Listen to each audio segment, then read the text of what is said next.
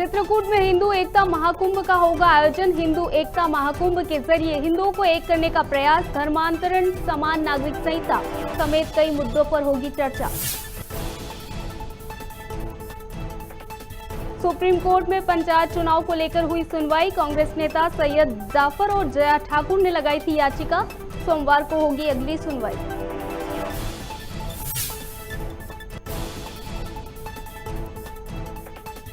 BJP प्रदेश कार्यालय में दी गई शहीद सीडीएस बिपिन रावत को श्रद्धांजलि। बीजेपी के प्रदेश अध्यक्ष सहित तमाम बड़े अधिकारी रहे मौजूद।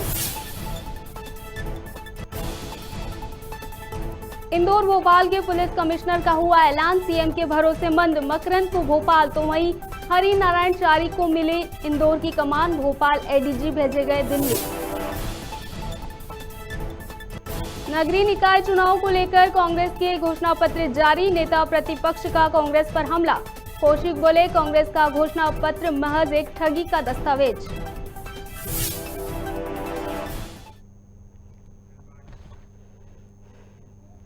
नमस्कार, मैं चंदा और आप देख रहे हैं खबर भारत। आइए शुरू करते हैं इस वक्त की खास खबरें।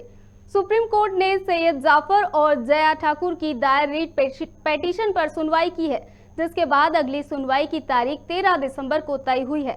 वहीं महाराष्ट्र सरकार के ओबीसी आरक्षण बढ़ाए जाने के खिलाफ दायर याचिका के साथ ही मध्य प्रदेश की पंचायत चुनाव में रोटेशन का पालन न करने वाली याचिका की सुनवाई की जाएगी। आपको बता दें, सुप्रीम कोर्ट में याचिका की पैरवी अधिवक्ता वरुण ठाकरे ने की है।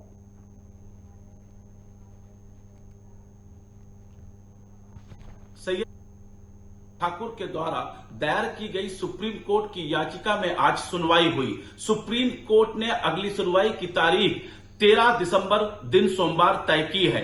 महाराष्ट्र गवर्नमेंट में ओबीसी आरक्षण को लेकर दायर याचिका के साथ ही मध्य प्रदेश के पंचायत चुनाव में दायर याचिका की सुनवाई एक साथ होगी।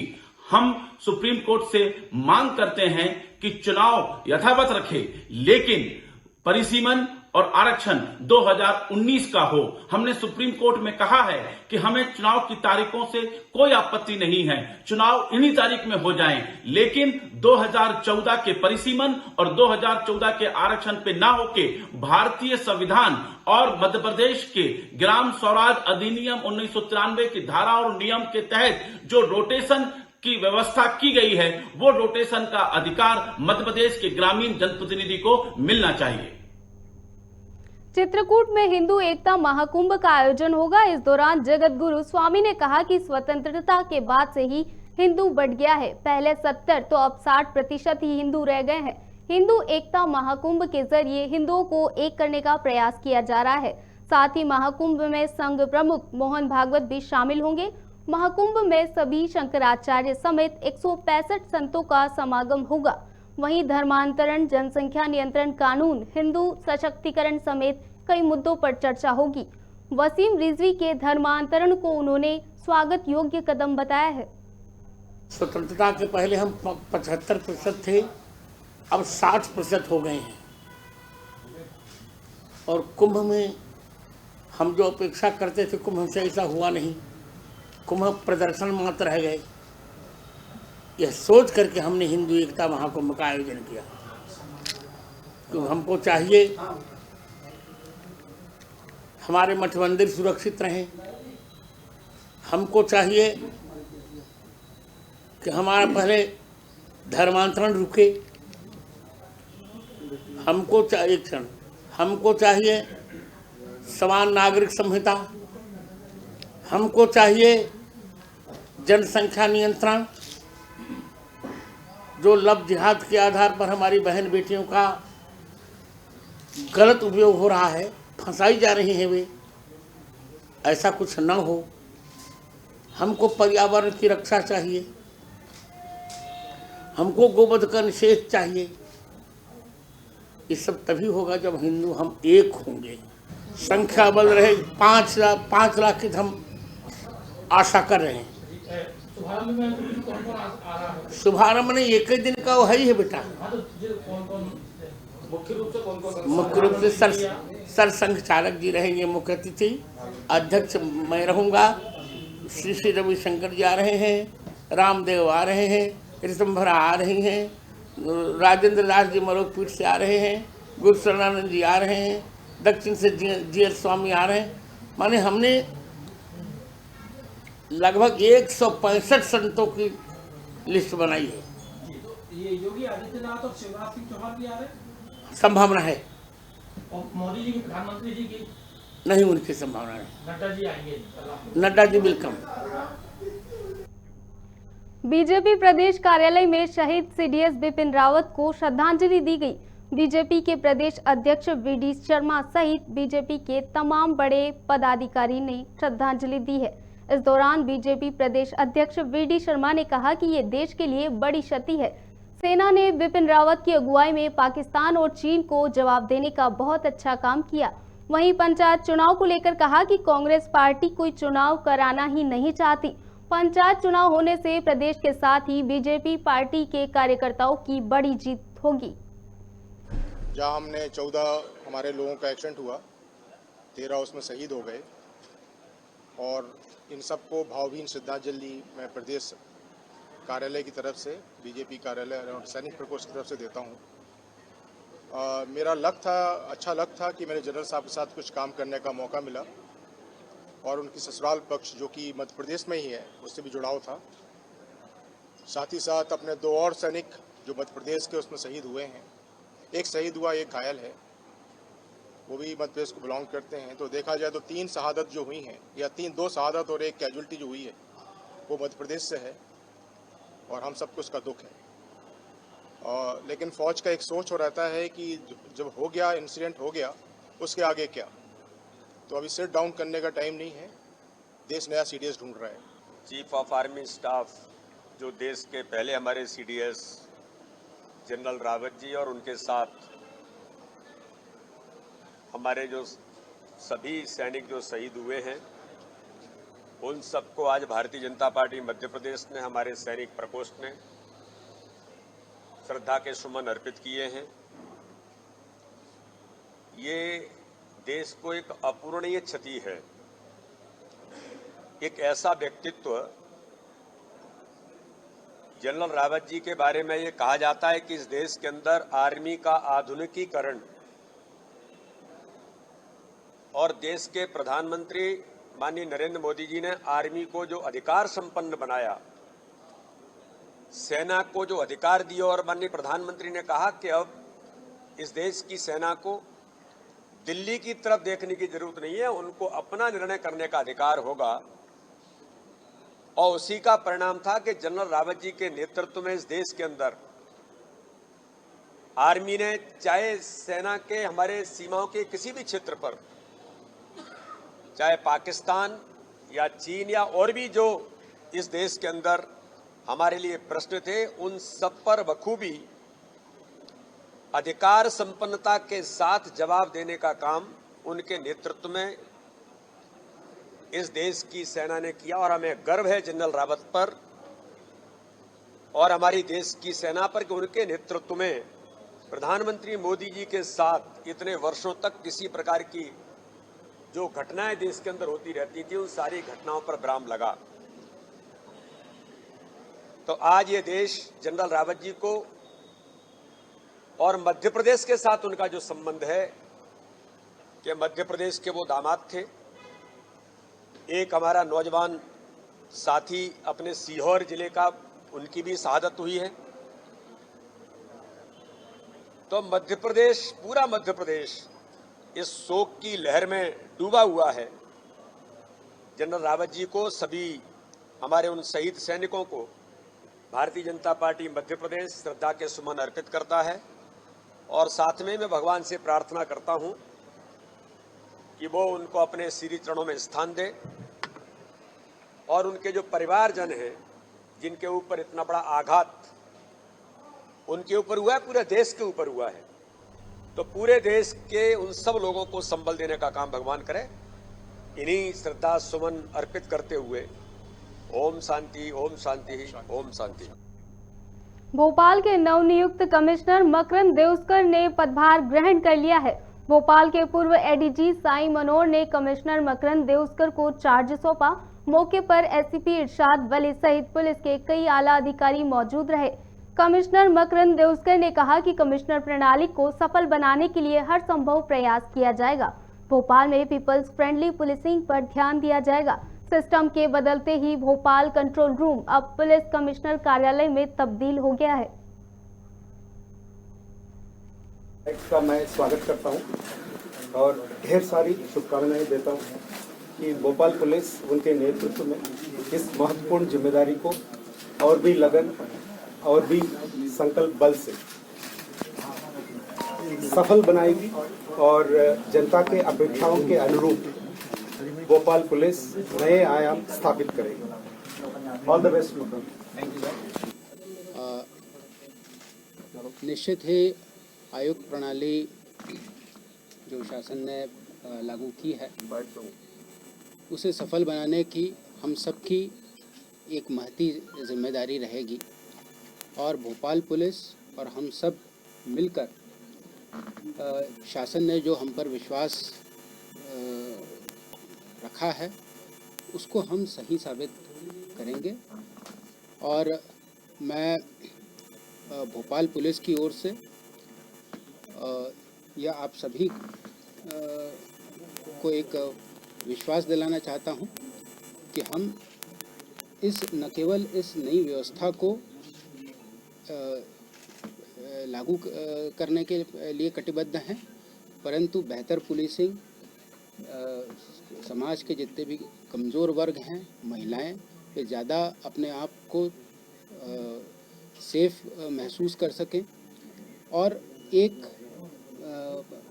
जो भोपाल पुलिस है वह उसके और जनता के बीच में एक ऐसा सेतु स्थापित हो सके जो हम सबको पुलिस और पब्लिक को मिलकर एक अच्छे समाज, एक अच्छे शहर बनाने में मदद मिल सके। आप सब यहाँ पर आए, सबसे पहले मैं आप सभी का बहुत बहुत धन्यवाद देना चाहता हूँ। मैं यहाँ पर साई मनोहर सर का बहुत धन्यवाद देना चाहता हूँ। इनके मार्गदर्शन में भोपाल पुलिस ने अद्वितीय कार्य किया है। इन्हीं के कार्य को हम सब फिर से उसे आगे बढ़ाना चाहेंगे और कुछ नई परंपराएं जो आयुक्त प्रणाली से संबंधित हैं उन्हें हम ग्रो करना चाहेंगे, बढ़ाना चाहेंगे, स्थापित करना चाहेंगे, जिससे साई मनोहर सर ने जो यहाँ पर काम किया है वह एक अपनी अमिट छाप हम सब के बीच में छोड़ सके। निश्चित ही यह प्रणाली हम सब के लिए एक नई प्रणाली है और हर शहर की, जैसे आपने महसूस किया होगा कि हर शहर की पुलिसिंग भले ही नियम कायदे एक रहते हैं, लेकिन कुछ परंपराएं, कुछ ट्रेडिशंस हर ज़िले के अलग अलग रहते हैं। हम भी अपना कुछ नियम तो डेफिनेटली शासन के बने ही हुए हैं, हम उन्हीं को अपना एक रंग देकर, अपना एक मेहनत लगाकर उसको एक बढ़ाने का प्रयास करेंगे जो मुझे विश्वास है कि एक बहुत ही सुंदर रूप में सामने आ सकेगा। जैसा मैंने बताया कि जुडिशियल वर्क जो है, इसमें जो एग्जीक्यूटिव मजिस्ट्रेट का जो दायित्व है वो हम सबको सिरे से सीखना है, सिखाना है और अपने अधीनस्थ कर्मचारियों को इसके लिए ट्रेन करना है और एक बेहतर तरीके से, अच्छे तरीके से, एक ऐसे तरीके से जो सर्वथा न्यायिक हो, एक जो नैसर्गिक न्याय के सिद्धांतों का पालन करती हो और एक ऐसी व्यवस्था हमें लागू करनी है जो न केवल साफ हो बल्कि वह साफ लोगों को दिखे भी, वो फेयर हो और लोगों को फेयर दिखे भी। निवाड़ी जिले का विश्व प्रसिद्ध पर्यटक स्थल ओरछा में राम विवाह महोत्सव चल रहा है। इस दौरान निवाड़ी की महिला पुलिस थाना प्रभारी रजनी सी चौहान ड्यूटी के दौरान झूमती हुई नजर आई, जिसका एक वीडियो सोशल मीडिया पर जमकर वायरल हो रहा है।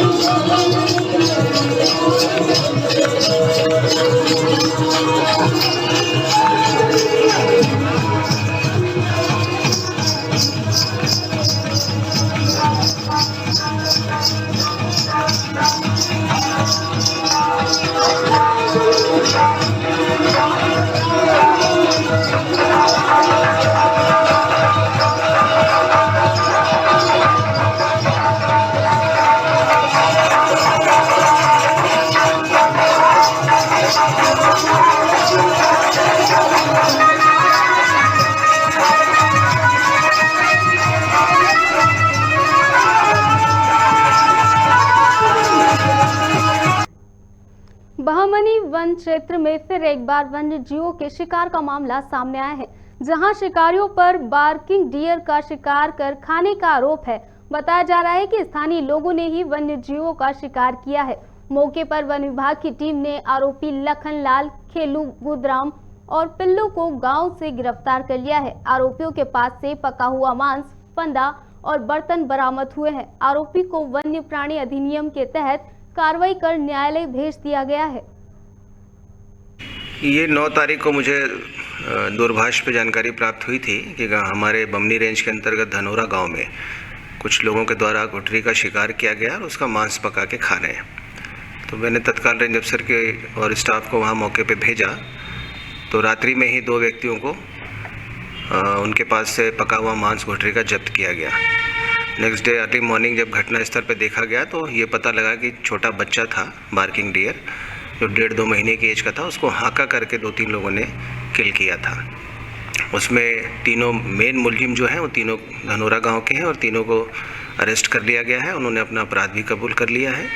इसमें वन्य प्राणी संरक्षण अधिनियम के तहत हमने केस दायर किया है और सभी को न्यायालय में प्रस्तुत करने की कार्रवाई कर रहे हैं। घटना स्थल पर और क्या क्या चीज़ें बरामद की? मांस के अलावा जो है उसमें फंदा भी जब्त हुआ है, जिसपे उन्होंने प्रयास किया था, और मेनली उनका मांस ही जब्त हुआ है। शुजालपुर के न्यायालय परिसर में विधिक सेवा समिति द्वारा नेशनल लोक अदालत का आयोजन किया गया। मां सरस्वती की पूजा अर्चना के बाद दीप प्रज्वलित कर इस लोक अदालत का शुभारंभ हुआ है। आपको बता दें, इस लोक अदालत में आपराधिक शमनी प्रकरण, cheque bounce back recovery, motor दुर्घटना जैसे कई मामलों का समझौता किया जाता है।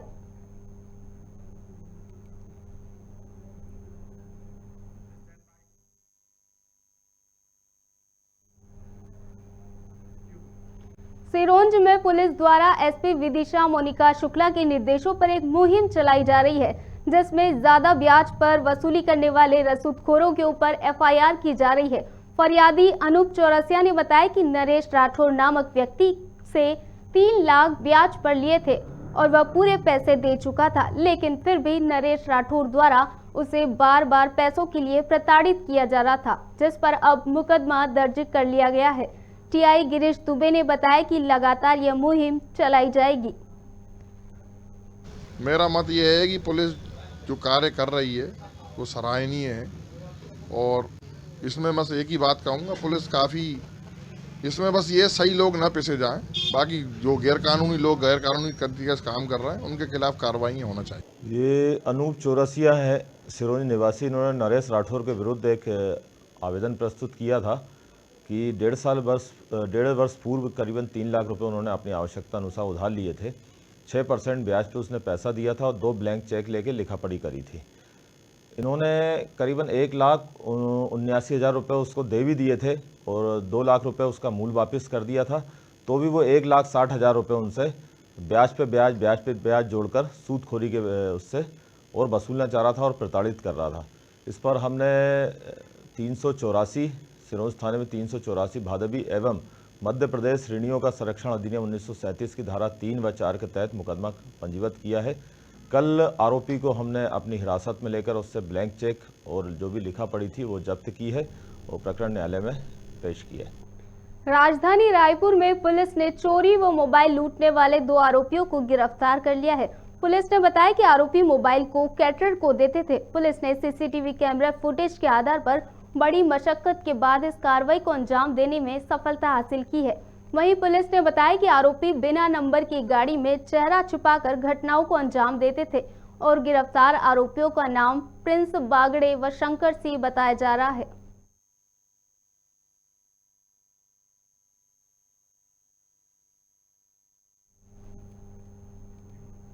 जबलपुर से नैनपुर छोटी लाइन के जमतरा खैरेनी पुल पर पहुंचकर railway board member doctor Abhilash Pandey ने निरीक्षण किया है। यह पुल बहुत से गांवों को ग्वारी घाट से जोड़ता है। ग्रामीण लोगों के लिए यह पुल बहुत खास है। साथ ही पुल बहुत पुराने समय से बना हुआ है। आपको बता दें, कोलकाता के हावड़ा ब्रिज से भी यह पुराना पुल है। एक तरह से कहा जाए तो यह धरोहर है, जिस पर डॉक्टर अभिलाष पांडे ने ग्रामीणों से कहा कि रेलवे के उच्च अधिकारियों से इस बात पर चर्चा की जाएगी। इस दौरान ग्रामीण जनों ने उनका स्वागत किया।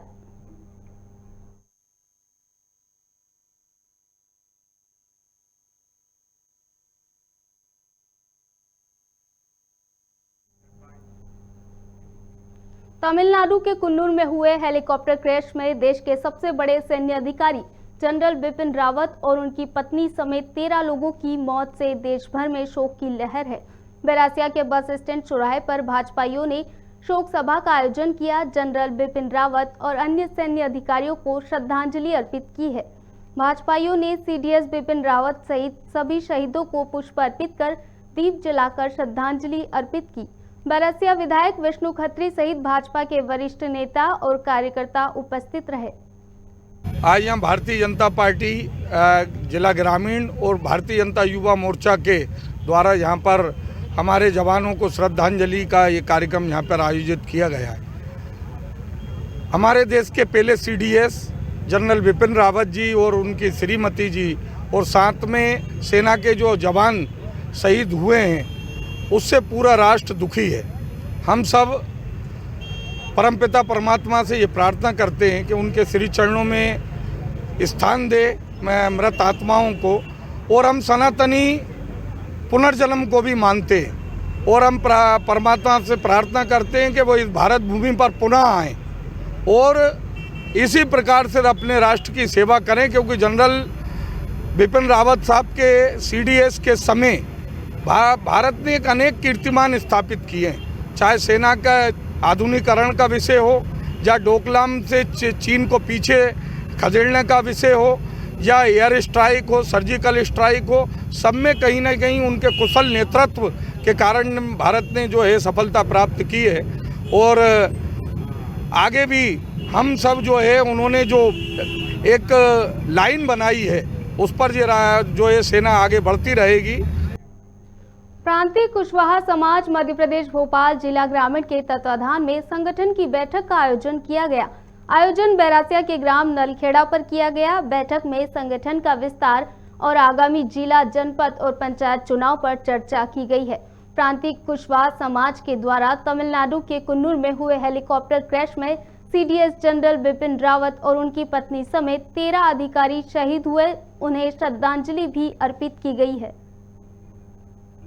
आज की बैठक प्रांतीय कुशवाहा समाज मध्य प्रदेश के यशस्वी प्रदेश अध्यक्ष योगेश मान सिंह कुशवाहा जी के निर्देश अनुसार और पूर्व प्रांत अध्यक्ष एवं वर्तमान में प्रांतीय कुशवाहा समाज के संरक्षक परम आदरणीय नारायण सिंह कुशवाहा जी के संरक्षण में और भोपाल जिला ग्रामीण के जिला अध्यक्ष देवी सिंह कुशवाहा जी जनपद सदस्य के नेतृत्व में ग्राम नलखड़ा में आयोजित की गई है, जिसका लक्ष्य किसी भी समाज को डेवलपमेंट करने के लिए विकसित बनने के लिए 4 बेसिक आधार होते हैं, जिनमें एक राजनीति भी सम्मिलित है।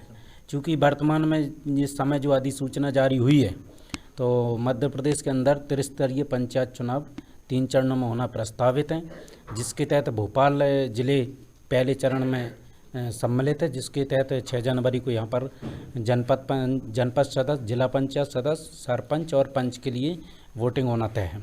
तो जो भी साथी हमारे इस संगठन से जुड़े हैं प्रांतीय कुशवाहा समाज मध्य प्रदेश से, जो जिला पंचायत सदस्य का या जनपद पंचायत सदस्य का, पंच का, सरपंच का चुनाव लड़ना चाहते हैं, ऐसे लोगों से चर्चा कर उनकी तैयारी का जायज़ा लिया जा रहा है और उनसे चर्चा की जा रही है उनकी तैयारी किस स्तर पर है और कितने लोग इस चुनाव में भाग लेंगे। उसी के तहत समाज का संगठन उनके लिए क्या मदद कर सकता है, इस विषय पर ये बैठक आयोजित की गई है। और उसके ही तहत एक दूसरा कार्यक्रम भी अभी यहाँ पर होगा, जैसे कि बड़े ही दुखद घटना हम सबके बीच में है। हमारे देश के चीफ जो हैं आर्मी के चीफ डिफेंस ऑफ स्टाफ के जो बिपिन रावत जी, एक दुखद घटना में हेलीकॉप्टर उनका क्रैश होने के कारण उनके साथ 13 और भी जवान शहीद हुए हैं। उनको भी हम यहाँ से श्रद्धांजलि, अभी बैठक समाप्ति के बाद श्रद्धांजलि सभा का भी कार्यक्रम आयोजित करेंगे। मैं इस दुखद समय पर यही कहना चाहूँगा कि हमारे देश के लिए ये एक बहुत बड़ी क्षति है। एक सच्चे सैनिक थे बिपिन रावत जी, और जो भी शहीद हुए हैं सभी साथियों को मैं यहाँ से प्रांतीय कुशवाहा समाज मध्य प्रदेश की तरफ से, संरक्षक मंडल की तरफ से, संभाग की तरफ से, प्रदेश की तरफ से, जिलों की तरफ से, तहसील की तरफ से बहुत बहुत श्रद्धांजलि व्यक्त करता हूँ, दुख व्यक्त करता हूँ। ईश्वर उनके परिवार को इस दुख की घड़ी में संबल दे और उन्हें श्री चरणों में स्थान दे। इसी शुभकामना के साथ शुजालपुर में जिला स्तरीय बालक कबड्डी प्रतियोगिता का आयोजन संपन्न हो गया है, जिसमें शुजालपुर, कालापीपल, गुलाना, शाजापुर, पोलाई के महाविद्यालयों की कुल 5 टीमों ने हिस्सा लिया। प्रतियोगिता का फाइनल मुकाबला शुजालपुर और पोलाई की टीमों के बीच खेला गया, जिसमें पोलाई कला की टीम ने विजेता हासिल की है। इस आयोजन में मैच रेफरी के रूप में आनंद परमार और अभिषेक मेवाड़ा ने अपनी भूमिका निभाई।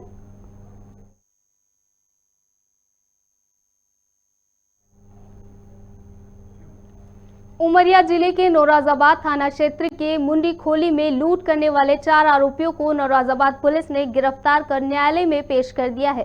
पाइपलाइन की खुदाई कर रहे ड्राइवर को हथियार दिखाकर आरोपियों द्वारा लूट की गई थी। वहीं घटना में शामिल एक आरोपी फरार है। खुदाई के दौरान जेसीबी के ड्राइवर को हथियार दिखाकर सोने की चेन सहित मोबाइल और नकदी लूट कर फरार हो गए थे, जिसमें फरियादी ड्राइवर की रिपोर्ट पर चंद घंटों में ही पुलिस ने आरोपियों को गिरफ्तार कर लिया है।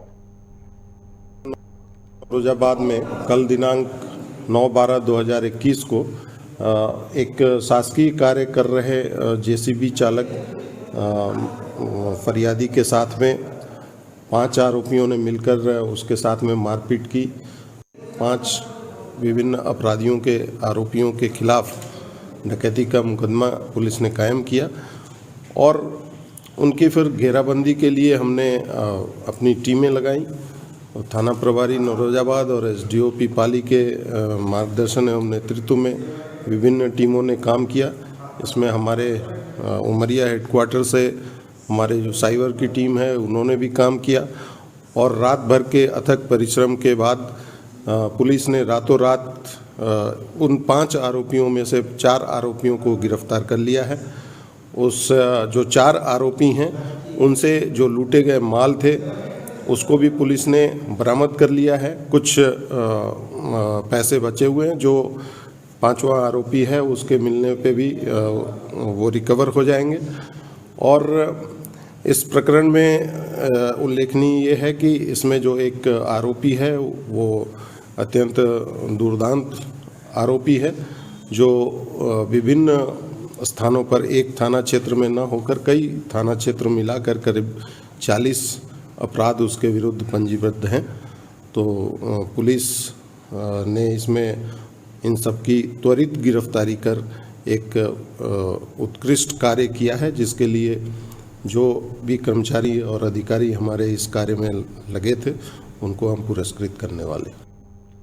बिरसीपुर तहसील क्षेत्र में खाद, बीज और कीटनाशक दवाओं की कालाबाजारी कर रहे दुकान संचालकों पर कार्रवाई किए जाने की मांग को लेकर ज्ञापन सौंपा गया है। भारतीय किसान यूनियन बिरसीपुर इकाई ने कलेक्टर के नाम तहसीलदार अखिलेश शर्मा को ज्ञापन सौंपा है। किसान यूनियन के अध्यक्ष राम लालोहर गौतम ने बताया कि अमानक और घटिया किस्म की खाद, बीज के साथ कीटनाशक बेचे जा रहे हैं जो कारगर नहीं है।